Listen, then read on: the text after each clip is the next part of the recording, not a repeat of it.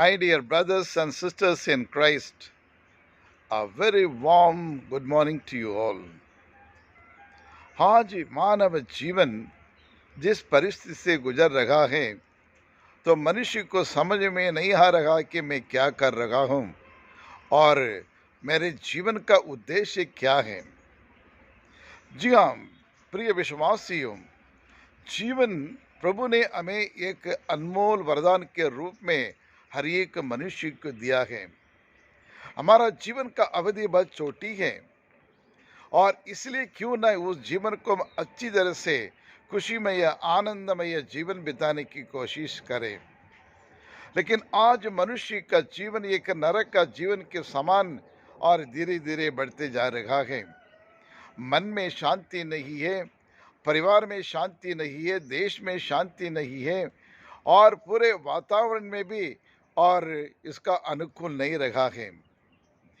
लेकिन मनुष्य ये सोचने लगता कि धन दौलत कमाना और परिवार बसाना और इतना ही उनका उद्देश्य है। लेकिन वैसा नहीं है प्रिय विश्वासियों।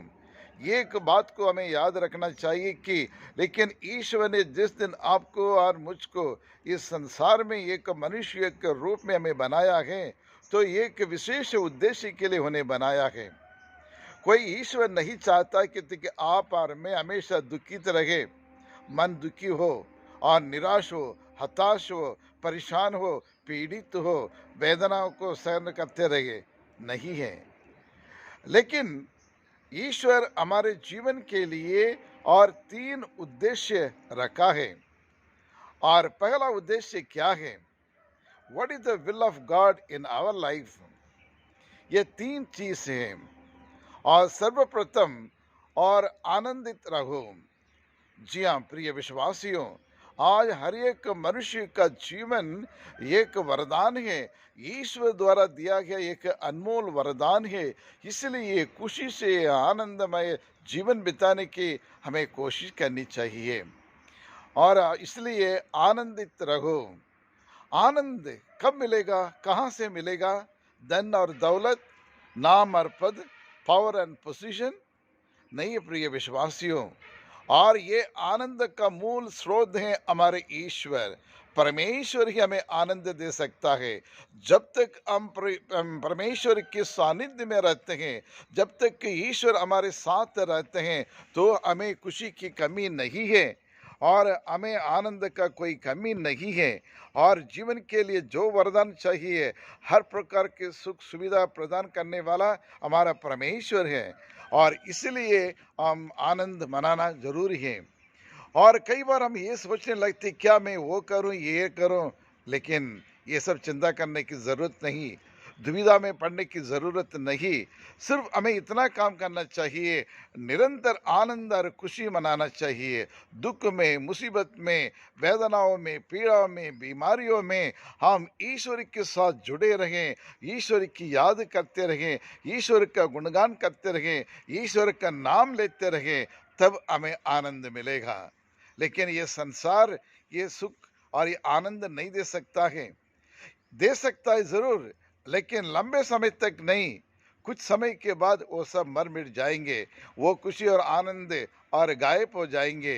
लेकिन जो ईश्वर आनंद देता है वो आनंद कभी और मिटने वाला आनंद नहीं है। वो निरंतर और उसमें हम आनंद और खुशी पाते रहेंगे हमारे ईश्वर के द्वारा।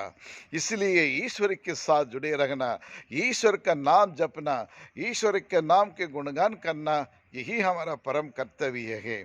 और इसलिए ईश्वर चाहता है रोते हुए जीवन बिताने के लिए नहीं, लेकिन आनंदमय जीवन बिताने के लिए कहते हैं।